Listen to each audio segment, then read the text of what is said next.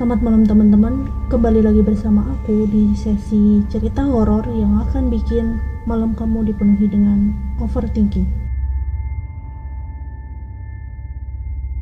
Gimana nih kabarnya kalian semua? Aku harap kalian semua baik-baik aja ya. Oke, jadi di sesi cerita horor kali ini aku akan bawain sebuah cerita tentang hantu pengantin. Oke, gak usah banyak prolog, langsung aja kita simak ceritanya.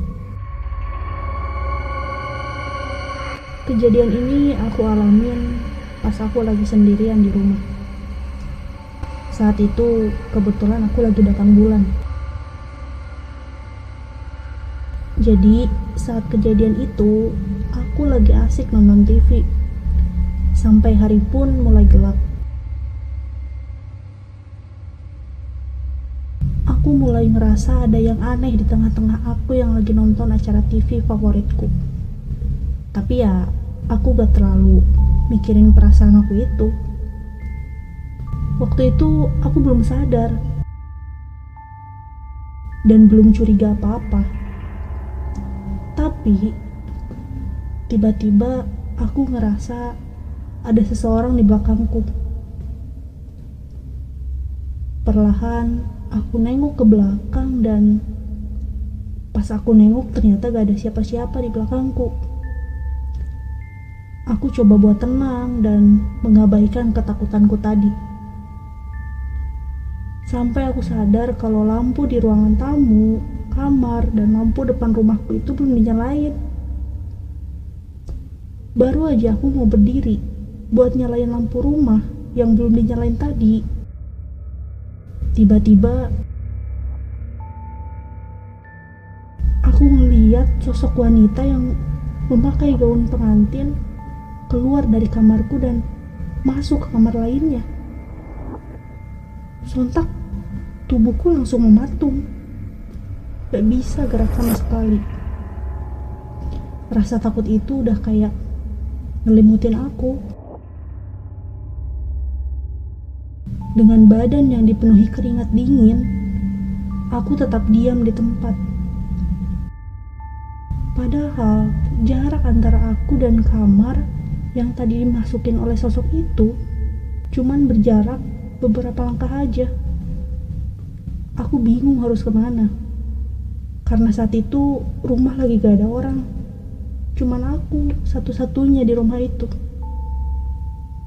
Kalau aku keluar rumah pun, aku masih terlalu takut. Karena buat keluar rumah, aku harus ngelewatin kamar yang dimasuki sosok itu tadi. Semakin aku banyak mikir, semakin aku diselimutin oleh rasa takut. Akhirnya aku mutusin buat ke rumah nenekku yang ada di samping rumahku. Aku keluar dengan berlari karena saking takutnya. Sampai di rumah nenek, sesuatu hal yang aneh aku alami lagi di sana. Sebelum aku masuk ke rumah nenek, aku coba buat nenangin diri dulu dan berusaha buat bersikap seolah-olah gak ada apa-apa. Aku masuk ke rumah nenek dan aku ngeliat ruang kerja tanteku itu kebuka. Dan seperti biasa aku lihat tanteku yang lagi duduk di depan laptop. Aku nyapa tante, tapi tante gak jawab apa-apa. Ya, aku gak terlalu menghiraukan itu sih ya. Aku mikirnya mungkin tante lagi fokus sama kerjaannya. Jadi ya udahlah ya. Aku pun berjalan menuju ruang keluarga.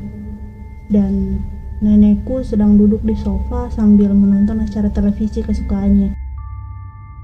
Aku menghampiri nenek dan duduk di sampingnya.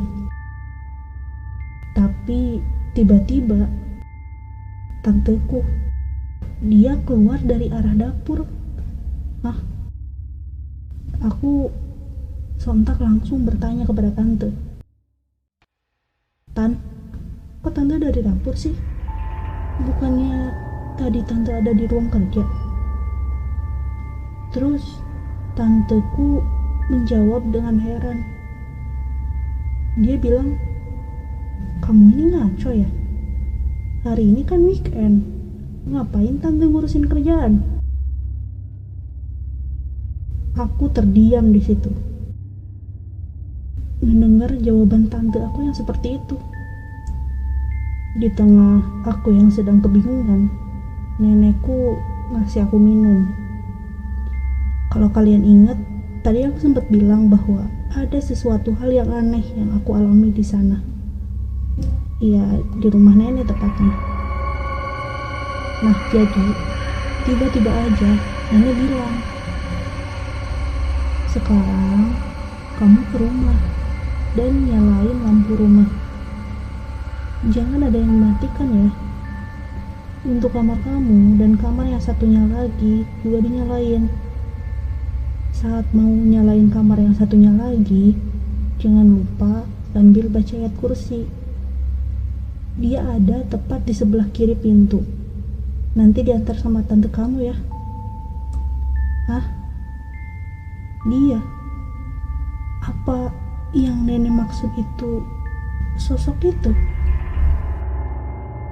Lalu maksud nenek kamar yang satunya lagi apa? Apa mungkin yang dia maksud itu kamar yang dimana tadi dimasuki oleh sosok itu? Gimana nenek bisa tahu? Padahal kan aku belum cerita apa-apa. Tapi aku gak mau banyak tanya.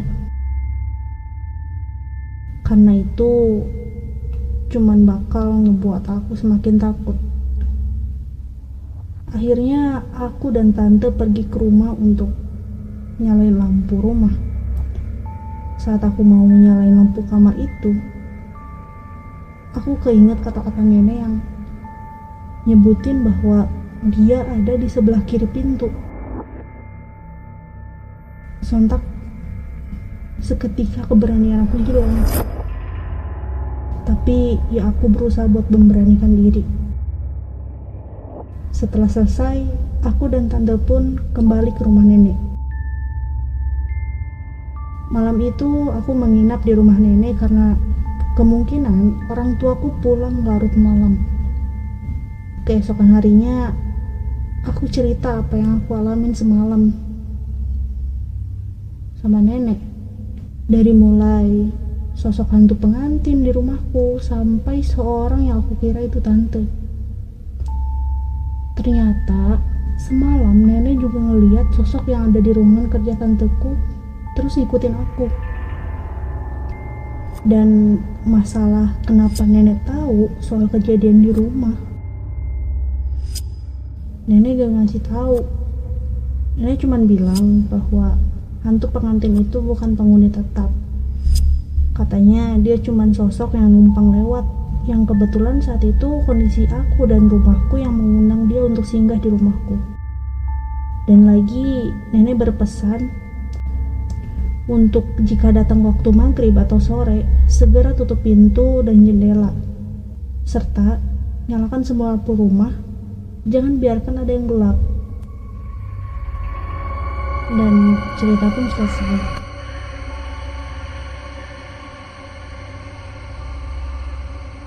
Oke teman-teman, gimana tuh ceritanya yang tadi?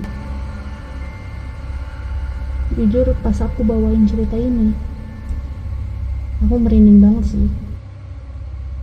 Jadi buat kalian yang mungkin pernah mengalami hal yang sama atau cerita-cerita horor lainnya, silahkan tinggalkan komentar. Terima kasih dan selamat malam semuanya.